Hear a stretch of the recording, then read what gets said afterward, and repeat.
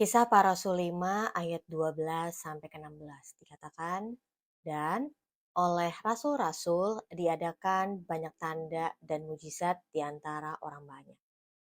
Semua orang percaya selalu berkumpul di serambi Salomo dalam persekutuan yang erat. Orang-orang lain tidak ada yang berani menggabungkan diri kepada mereka. Namun mereka sangat dihormati orang banyak.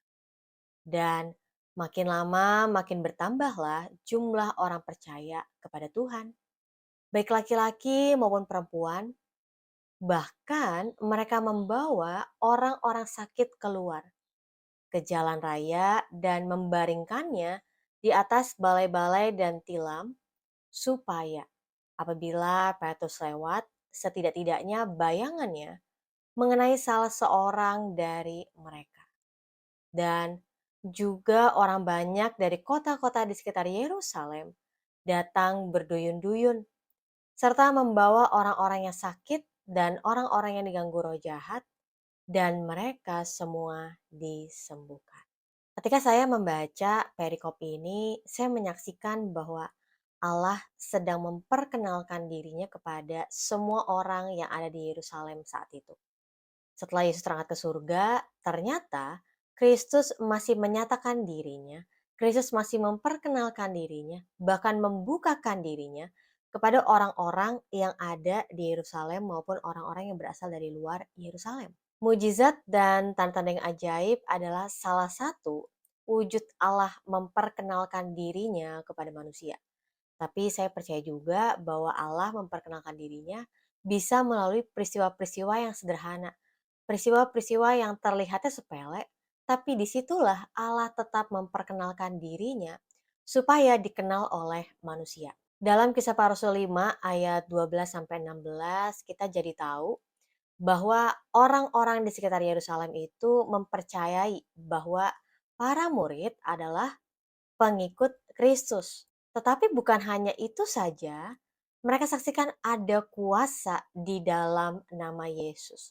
Yesus tidak lagi mereka dapat lihat secara kasat mata, tapi ada kuasa di dalam nama Yesus. Buktinya semakin bertambah jumlah orang percaya.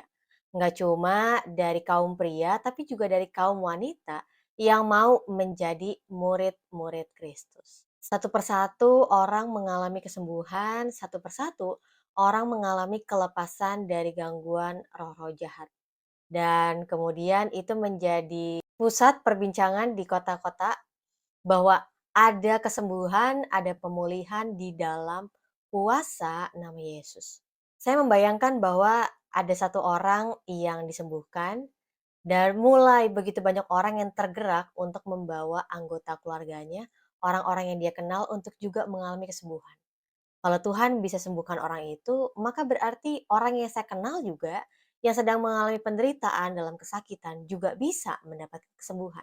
Saya memikirkan ada begitu banyak orang yang bisa dilepaskan dari gangguan roh jahat, dan itu menggerakkan orang-orang untuk membawa anggota keluarganya mengalami pemulihan dari gangguan roh jahat. Saya jadi keinget ya salah satu lagu yang begitu bagus yang mengatakan kalau lain ditolong, maka saya juga. Dan itulah yang dirasakan oleh orang banyak di Yerusalem ataupun orang di luar Yerusalem yang membawa orang-orang yang sakit dan diganggu oleh roh jahat untuk datang kepada para murid Kristus dan mendapatkan kesembuhan serta pemulihan. Kesembuhan dan kelepasan adalah salah satu berkat rohani yang kita dapatkan di dalam Kristus. Tapi kesembuhan dan kelepasan bukanlah berkat yang terutama.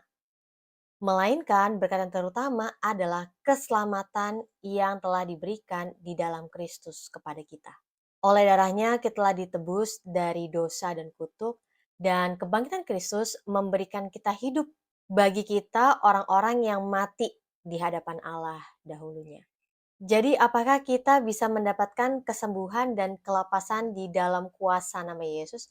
Saya percaya kita bisa dapatkan itu. Sekalipun kita berada dalam penderitaan dan kesakitan, kita akan tetap mengasihi Tuhan, kita mau akan tetap mempercayai Tuhan sebagai satu-satunya juru selamat dalam hidup kita yang telah membebaskan kita dari segala dosa dan kutuk, dan menguduskan, menyucikan kita sampai kesudahannya. Jadilah orang percaya yang mengasihi Kristus, yang menaati Kristus, yang mau tunduk kepada Kristus dalam segala keadaan. Suka maupun duka, sehat maupun sakit, karena itu adalah sebuah wujud iman yang kuat dan tangguh di dalam Kristus.